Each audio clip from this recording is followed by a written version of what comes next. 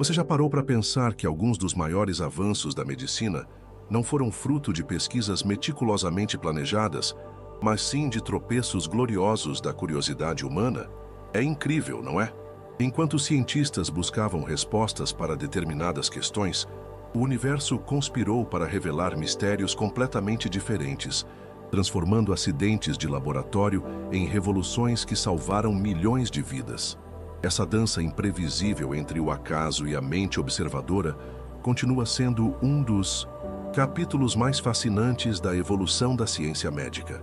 Olha só, a história da medicina está repleta desses momentos eureka que aconteceram quando alguém estava procurando por outra coisa completamente diferente.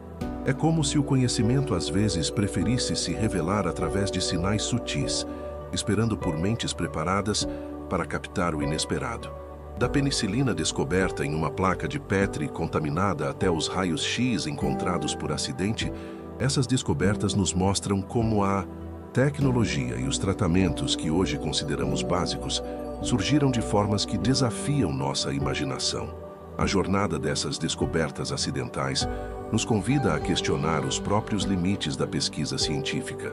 Será que existem fronteiras para o que podemos descobrir? Ou será que o futuro da medicina continua escondido em acidentes esperando para acontecer? A curiosidade que levou cientistas a notar anomalias, erros e resultados inesperados acabou expandindo nossa compreensão do corpo humano e das possibilidades de cura de maneiras que ninguém poderia ter previsto. Se você também fica intrigado com esses encontros fortuitos entre o acaso e a inteligência humana, com essa dança entre exploração metódica e descobertas revolucionárias, então vai adorar nossa jornada de hoje. Vamos mergulhar juntos nas histórias surpreendentes por trás de medicamentos, vacinas e tecnologias médicas que nasceram do inesperado e acabaram redefinindo completamente nossa existência e nossa relação com a saúde e a doença.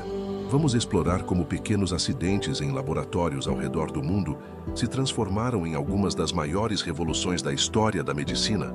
Prepare-se para descobrir como o acaso, quando encontra uma mente preparada pela ciência, pode criar possibilidades que transformam para sempre o destino da humanidade. A história da penicilina começa com um laboratório bagunçado e termina com uma das maiores revoluções da medicina moderna. Em 1928, o bacteriologista escocês Alexander Fleming retornou de férias para encontrar algo curioso em seu laboratório no Hospital St. Mary's, em Londres. Uma de suas placas de Petri, onde cultivava bactérias Staphylococcus, havia sido contaminada por um fungo. Nada extraordinário até aí. Contaminações eram comuns. Mas o que chamou a atenção de Fleming foi um detalhe intrigante. Ao redor do mofo, havia um halo onde as bactérias simplesmente não cresciam. A maioria dos cientistas teria descartado a placa como um experimento arruinado. Fleming, no entanto, viu além do aparente fracasso. Quando acordei naquela manhã de 28 de setembro de 1928, certamente não planejava revolucionar a medicina descobrindo o primeiro antibiótico do mundo, ou o assassino de bactérias, comentou Fleming anos depois. Essa observação casual desencadeou uma série de experimentos onde Fleming isolou o fungo, identificado como Penicillium notatum, e descobriu que ele produzia uma substância capaz de matar várias bactérias causadoras de doenças. Ele chamou essa substância de penicilina. A curiosidade de Fleming transformou um acidente de laboratório em uma observação científica que mudaria para sempre o curso da medicina. O caminho da descoberta até a aplicação prática, entretanto, foi longo e repleto de obstáculos. Fleming publicou seus achados em 1929, mas não conseguiu isolar a penicilina em quantidades suficientes para uso médico. O conhecimento ficou praticamente adormecido por uma década, até que a urgência da Segunda Guerra Mundial trouxe nova luz à descoberta. Em 1939, o patologista australiano Howard Florey e o bioquímico alemão Ernst Chain, trabalhando na Universidade de Oxford, retomaram as pesquisas de Fleming. A necessidade de tratar soldados feridos em combate acelerou o desenvolvimento tecnológico necessário para produzir penicilina em larga escala. Os primeiros testes clínicos foram quase milagrosos. Pacientes à beira da morte por infecções bacterianas se recuperavam completamente após o tratamento com penicilina. Um caso emblemático foi o de Albert Alexander, um policial que havia desenvolvido uma infecção grave após se arranhar com uma rosa. Quando recebeu penicilina em 1941, sua condição melhorou drasticamente.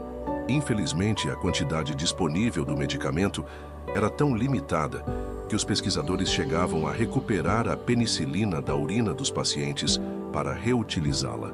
Alexander acabou falecendo quando o suprimento acabou, mas seu caso demonstrou o potencial revolucionário do antibiótico. A evolução da produção de penicilina é um capítulo fascinante por si só. Inicialmente cultivada em recipientes como banheiras, garrafas de leite e até mesmo calças de pijama, que ofereciam grande superfície para o crescimento do fungo, a penicilina exigia métodos criativos para sua produção. Foi apenas com a entrada dos Estados Unidos na guerra e o desenvolvimento de técnicas de fermentação profunda que a produção em massa se tornou possível.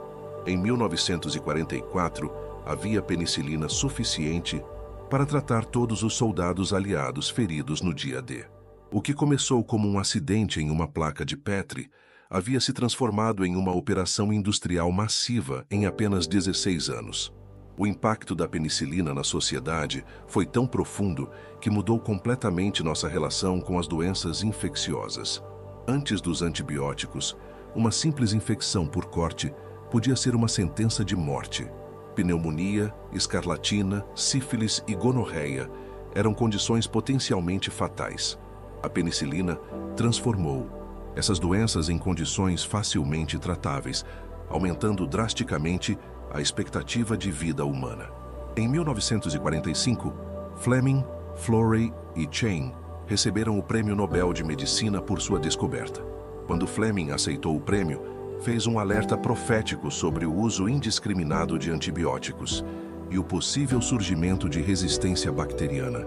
Um questionamento que permanece extremamente relevante no cenário atual da medicina, onde a busca por novos antibióticos se tornou uma corrida contra o tempo e contra a evolução microbiana. Em uma fria noite de novembro de 1895, o físico alemão Wilhelm Conrad Röntgen trabalhava sozinho em seu laboratório na Universidade de Würzburg. Fascinado pelos misteriosos raios catódicos, Röntgen conduzia experimentos com tubos de vácuo e eletricidade quando notou algo extraordinário. Mesmo com o tubo completamente coberto por papelão preto, uma tela fluorescente próxima emitia um brilho esverdeado quando o equipamento era ligado. Aquilo desafiava tudo o que se sabia sobre física na época. Algum tipo de radiação invisível estava atravessando materiais opacos. O que está acontecendo aqui? Deve ter se perguntado Röntgen, tomado pela curiosidade que define os grandes cientistas.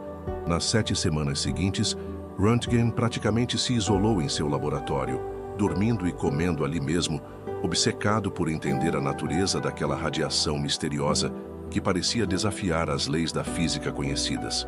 Ele descobriu que esses raios invisíveis atravessavam diversos materiais, incluindo madeira, papel e até mesmo carne humana, mas eram bloqueados por metais e ossos.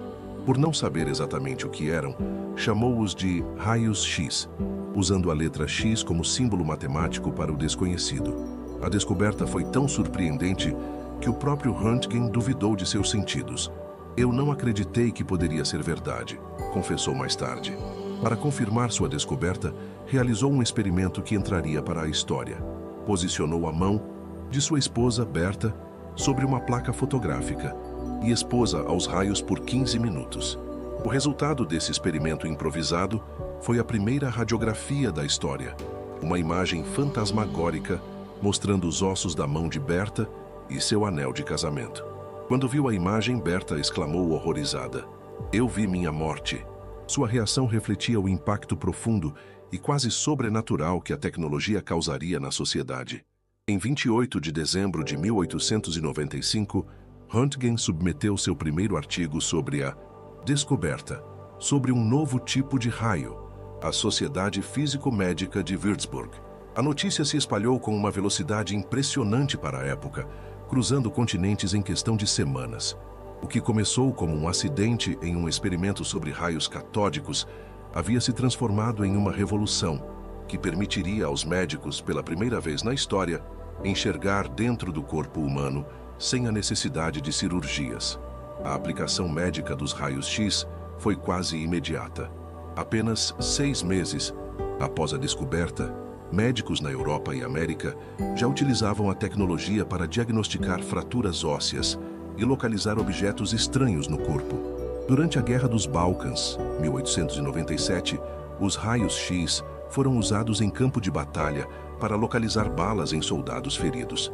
A tecnologia expandiu rapidamente para além da ortopedia, sendo aplicada na odontologia, no diagnóstico de tuberculose, uma das principais causadoras de morte na época, e no estudo da anatomia em desenvolvimento. A medicina, que por milênios dependeu apenas da observação externa e de sintomas relatados, ganhou literalmente uma nova dimensão de conhecimento. O entusiasmo com a descoberta, no entanto, veio antes da compreensão dos riscos. Os primeiros radiologistas trabalhavam sem qualquer proteção, frequentemente expondo suas próprias mãos aos raios para calibrar os equipamentos. As consequências foram devastadoras.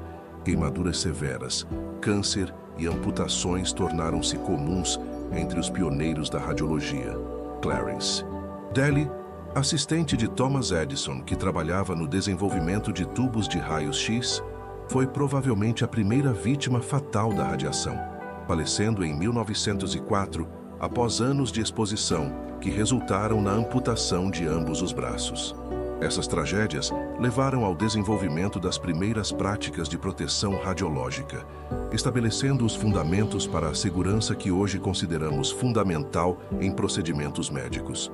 A evolução da tecnologia de raios-X ao longo do século XX transformou completamente o diagnóstico médico e abriu caminho para outras tecnologias de imagem, da fluoroscopia à tomografia computadorizada, da angiografia à mamografia. Todas têm suas raízes naquela noite de novembro em que Röntgen notou um brilho inesperado. Em 1901, ele recebeu o primeiro prêmio Nobel de Física por sua descoberta, mas curiosamente nunca patenteou a tecnologia, acreditando que deveria beneficiar toda a humanidade. Não há comercialização, é uma dádiva para a humanidade, teria dito. Essa decisão altruísta permitiu a rápida disseminação da tecnologia, salvando incontáveis vidas.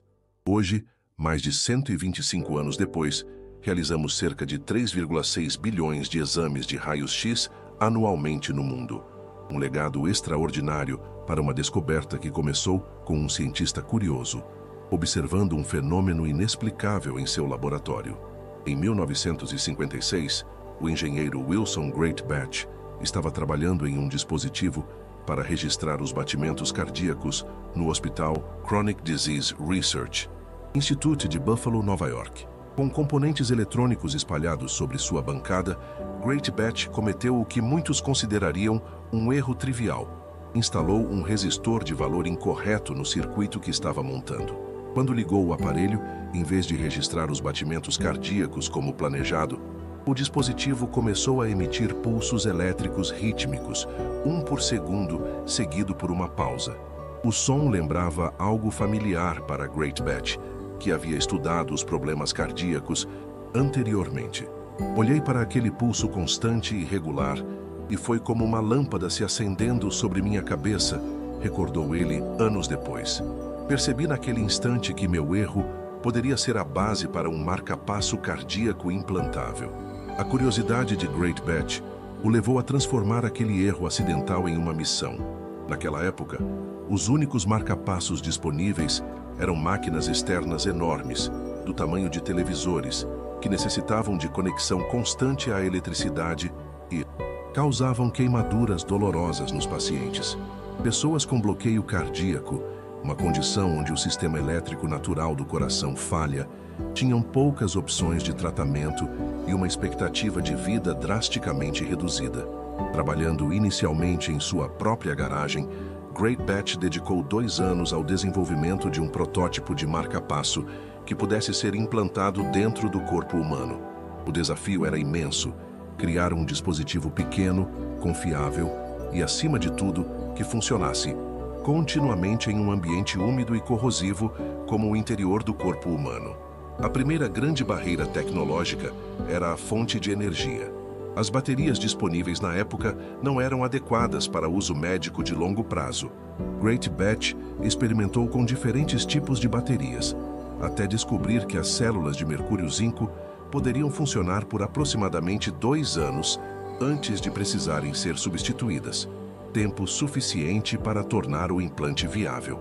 Em 1958, ele testou seu protótipo em um cachorro, com resultados promissores.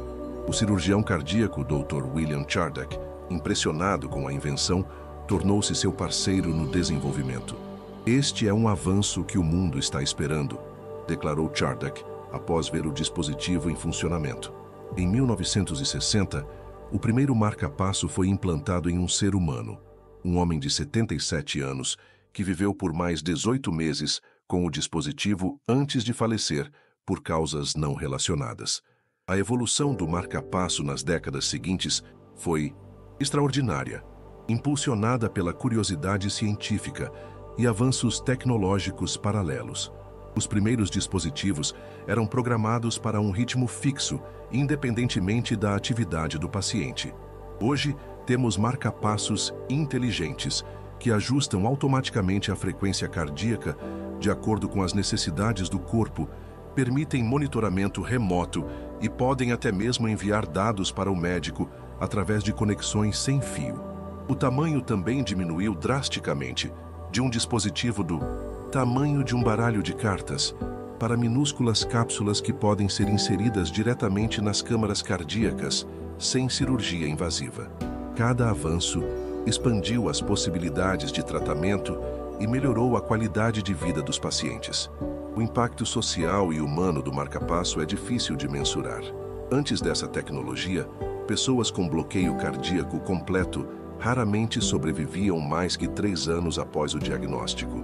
Hoje, pacientes com marca-passos frequentemente têm expectativa de vida comparável à população geral. Histórias de transformação são comuns. Atletas que voltam a competir, avós que vivem para conhecer seus netos, profissionais que retornam ao trabalho. Um estudo estimou que mais de 3 milhões de pessoas em todo o mundo vivem atualmente com marca-passos implantados, com cerca de 600 mil novos dispositivos sendo implantados anualmente. O que começou como um erro eletrônico tornou-se uma das tecnologias médicas mais bem-sucedidas já inventadas. Wilson Great Batch, o homem cujo erro feliz salvou milhões de vidas, continuou inventando até sua morte em 2011, aos 92 anos. Ele detinha mais de 350 patentes e foi incluído no National Inventors Hall of Fame. Curiosamente, ele nunca se tornou extremamente rico com sua invenção, optando por reinvestir seus ganhos em pesquisas para melhorar ainda mais a tecnologia. "Não fiz isso pelo dinheiro", disse ele certa vez. "Fiz porque era fascinante e porque sabia que poderia ajudar pessoas." Sua história nos lembra que, na interseção entre a curiosidade científica e o acaso, podem surgir descobertas que transformam nossa existência de maneiras inimagináveis. O marca-passo, nascido de um erro aparentemente insignificante, continua a ser um símbolo poderoso de como a tecnologia, guiada pela curiosidade e pelo desejo de explorar o inesperado, pode expandir os limites da vida humana e redefinir o que consideramos possível na medicina moderna. Ao longo desta jornada pelas descobertas médicas acidentais, testemunhamos como o universo da ciência às vezes revela seus maiores segredos através de caminhos inesperados. Da penicilina que nasceu em uma placa contaminada, passando pelos raios-X, descobertos durante experimentos com tubos de vácuo, até o marca-passo que surgiu de um erro de circuito, cada uma dessas histórias nos mostra que a curiosidade científica, quando combinada com o acaso, pode desencadear transformações profundas na existência humana.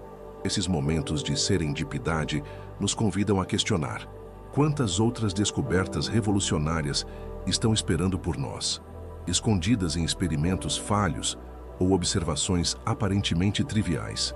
A história da medicina nos ensina que os avanços mais significativos frequentemente ocorrem nas fronteiras do conhecimento, onde cientistas preparados reconhecem o potencial extraordinário no que outros poderiam descartar como erro ou anomalia.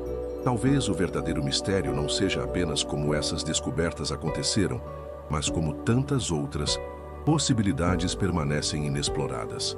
Em laboratórios ao redor do mundo, quantos sinais sutis de futuras revoluções médicas passam despercebidos todos os dias? A evolução da ciência depende não apenas de metodologias rigorosas, mas também da capacidade humana de abraçar o inesperado, de enxergar padrões onde outros veem caos. E você, já parou para pensar em como os acidentes felizes moldam sua própria vida? Que descobertas pessoais surgiram de caminhos que você não planejou seguir? Compartilhe nos comentários sua própria história de serendipidade. Aquele momento em que um erro ou coincidência levou a algo surpreendentemente valioso. Continuaremos explorando essas fascinantes interseções entre acaso e inteligência em nossos próximos encontros, desvendando como a curiosidade humana continua expandindo as possibilidades da medicina e da tecnologia. Afinal, como estas histórias nos mostram, às vezes, os maiores avanços da humanidade começam com alguém notando algo que simplesmente não deveria estar ali e tendo a coragem de perguntar-te por quê.